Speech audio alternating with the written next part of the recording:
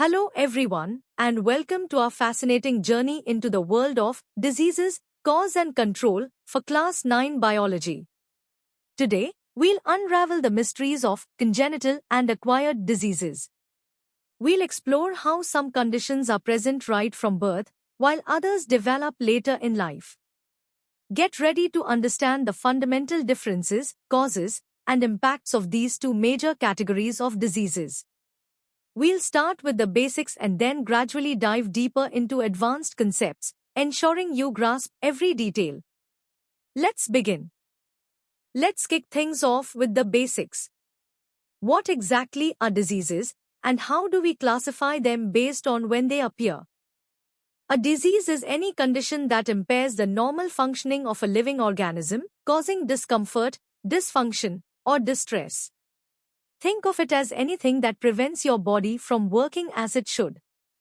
We categorize diseases in many ways, but one of the most fundamental is based on their origin, whether they are present at birth or develop later. This brings us to congenital diseases. These are disorders you are born with. They can be due to genetic factors, like a faulty gene passed down from parents, or issues during fetal development, such as exposure to certain substances during pregnancy. A key point is that they are not contagious. For example, conditions like hemophilia, a blood clotting disorder, or a cleft lip, a structural birth defect, are congenital. On the other hand, we have acquired diseases. These are conditions that develop after birth, at any point during your life. They aren't present when you're born.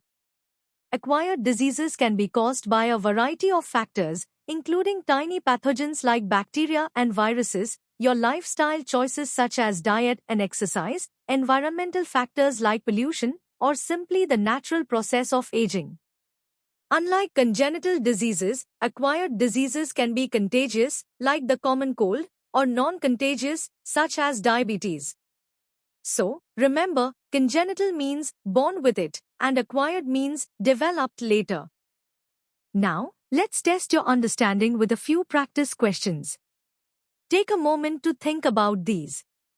First, define congenital diseases and provide one example.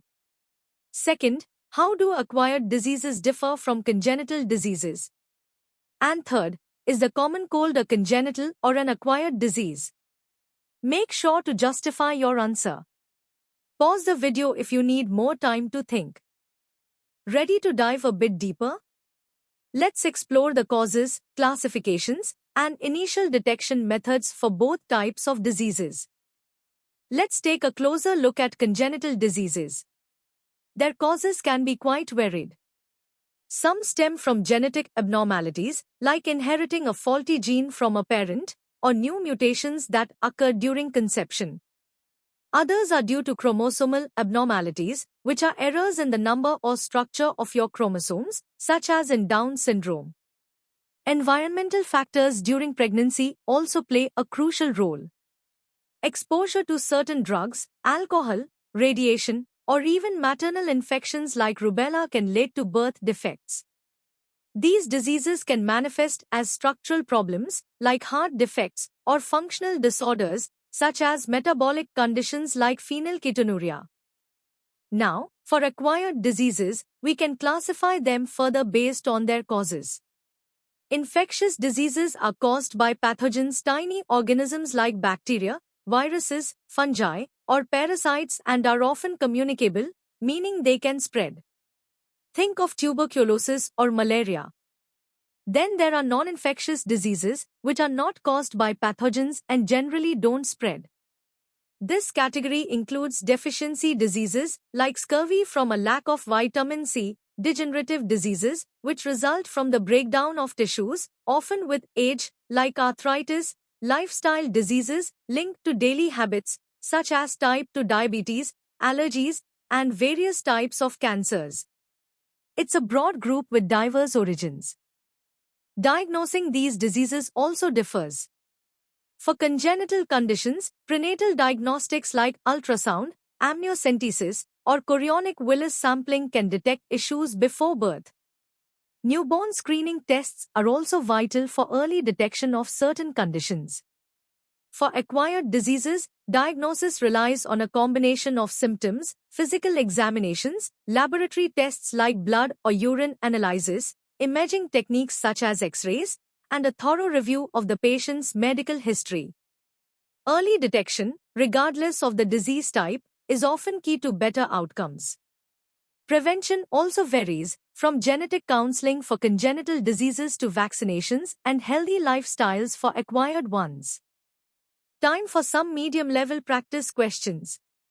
First, list 3 different causes of congenital diseases. Second, differentiate between infectious and non-infectious acquired diseases, providing examples for each. Third, explain how environmental factors during pregnancy can lead to congenital diseases. Fourth, what role does lifestyle play in the development of acquired diseases? Give 2 examples. And finally, describe 2 methods for the early detection of congenital diseases. Take your time to formulate comprehensive answers. Alright, let's elevate our understanding. We'll now analyze the genetic underpinnings, epidemiological patterns, and advanced management strategies.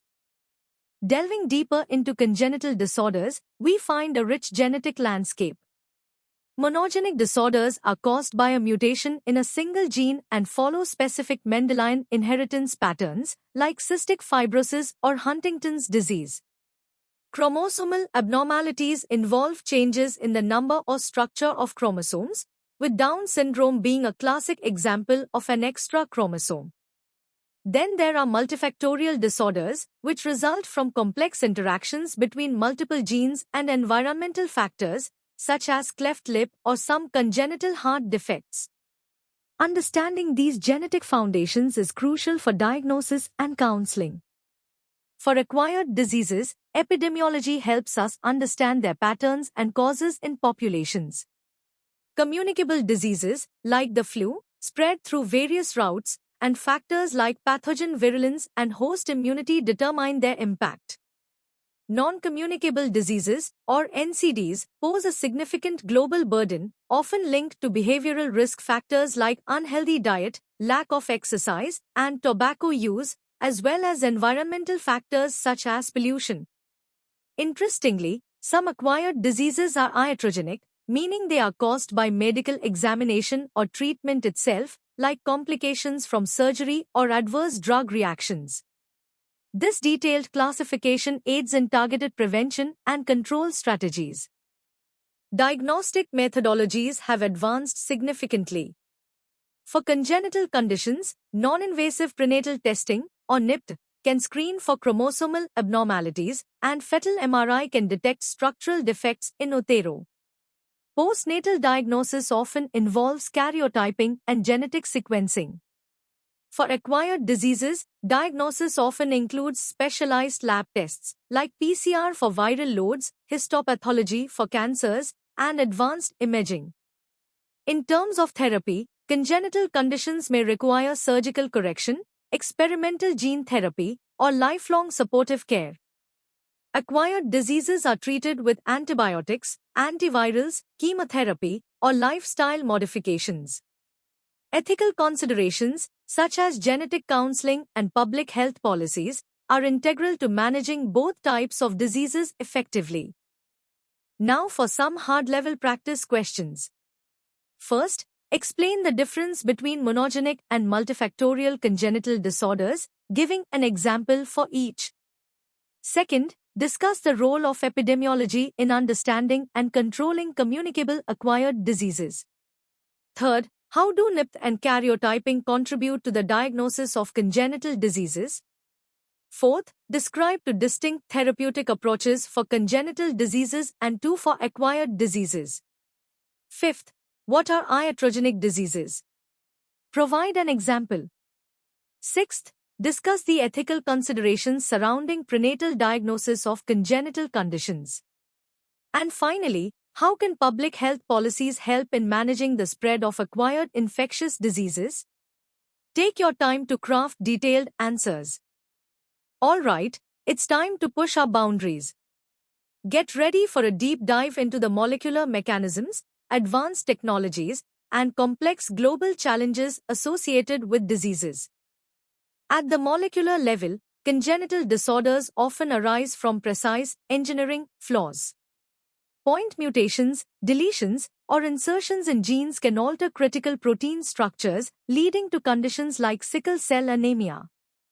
Even more subtle are epigenetic modifications, where gene expression changes without altering the DNA sequence, influencing developmental pathways. Think of it as a software bug in the body's genetic code.